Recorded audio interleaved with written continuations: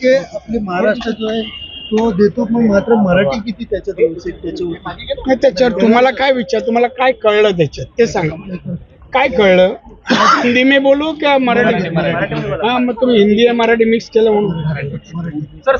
महाराष्ट्राकडनं मोठ्या प्रमाणात केंद्र असेल किंवा याच्या असेल सगळ्या याच्यामध्ये टॅक्स वगैरे जातो, मात्र आज जे व्यवसाय आहेत त्याच्यामध्ये कुठेतरी मराठी माणसाचा टक्का हा कमी होत असताना दिसतो. त्याची खंत तुम्ही व्यक्त केली. हो, ते वाढावेत म्हणून खंत आहे. ते वाढावेत, मराठी माणसं व्यवसायात पुढे यावीत, टक्केवारीने यावीत आणि आमच्या GDP मध्ये मराठी माणसाची टक्केवारी असावी या हेतूने बोललो. सर, अशा प्रकारच्या मालवणी महोत्सवामुळे कोकणातील लोकांना व्यवसाय करण्यासाठी अतिशय मोठ्या प्रमाणात बाजारपेठ मिळते. कसं बघता याच्याकडे, आणि अजून काही लोकांना अजून यामध्ये अटॅच होण्याची गरज आहे त्याबद्दल? नाही, कसं बघता म्हणण्यापेक्षा मला हे पाहून बरं वाटतं. मराठी माणूस काहीतरी व्यवसाय करायला लागला आहे आणि ही संख्या वाढत आहे. गेल्या 25 वर्षात मुंबई आणि महाराष्ट्रात अनेक महोत्सव होत आहेत आणि बाजारपेठीमध्ये हे मराठी माणसाची टक्केवारी वाढते आहे. नकळत आर्थिक क्षेत्रात पण त्यांची टक्केवारी वाढते आहे, ही अतिशय चांगली गोष्ट आहे. सर, कोकणाला पर्यटनाचा दर्जा आणि मिळाला देखील आहे. अजून देखील कोकणामध्ये लोकांची जी म्हणजे आपण सांगितलं की काय म्हणायचं आहे तुम्हाला? नाही ना, अजून पर्यटकांना आकर्षित करावं.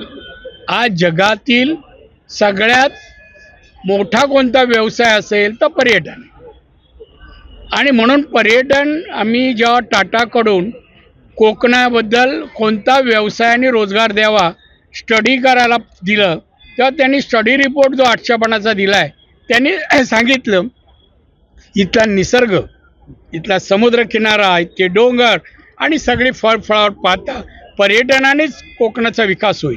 पर्यटनातून रोजगार निर्मिती करणं, उद्योगधंदे वाढवणं हे प्रयत्न आमचे आहेत.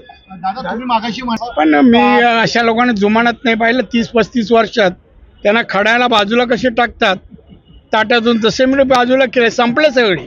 यावेळेस साफ झालं ना सगळं, वडली राहणे तिकडे. दादा, तुम्ही लोकांच्या गरजा ओळखून उद्योगधंदे उभारा असं म्हणताय, तर केंद्र सरकारकडनं आपल्या काही त्यासाठी वेगळी प्रशिक्षण किंवा वेगळ्या योजना राबवणार? प्रशिक्षण तुम्हाला मी MSC मंत्री असताना प्रशिक्षण दिलं ना, जिल्ह्यात प्रशिक्षण दिलं.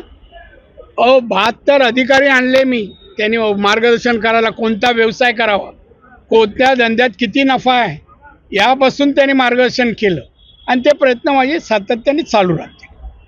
डिझनीलँड कधी बनणार कोकणात? डिझनीलँड कधी बनणार? बनणार म्हणजे फक्त आम्हाला ती जागा तर मिळाली आहे, नसेल तरी मी मिळवेल, जागेचा आहे नाही आहे तेवढीच. एक तर मी बघतो खाजगी उद्योजक येतो का. अनेक मोठ्या उद्योजकांना मी विचारलं आहे, जो खर्च होईल तो त्याने करावा आणि प्रॉफिट पण त्याने घ्यावं. फक्त त्याने आमच्या इकडे डिस्नीलँड आणावी हे मी 2-3 उद्योजकांशी बोललो आहे. रिलायन्सशी पण बोललो आहे. ते बघू कधी देईल. विमानतळासाठी प्रयत्न काय हरकत नाही, टेक्निकल मुद्दा आहे. मी ह्या आठवड्यात केंद्रीय मंत्री ज्याकडे विमानाचं परवानगी आहे त्याला मी एकदा भेटलो. दुसऱ्यांदा 17ला भेटायची माझी अपॉइंटमेंट आहे. त्यांनी जर ती दिली तर मी जाणार आणि 8-10 दिवसाच्या आत चालू करणार. मी दुसऱ्याही एअरलाईन्सशी बोलतो आहे आणि नितीन गडकरी ती मीटिंग अरेंज करताय. चिपीच बोललो, आता चूक नाही झालो मी. ABP माझा, उघडा डोळे बघा नीट.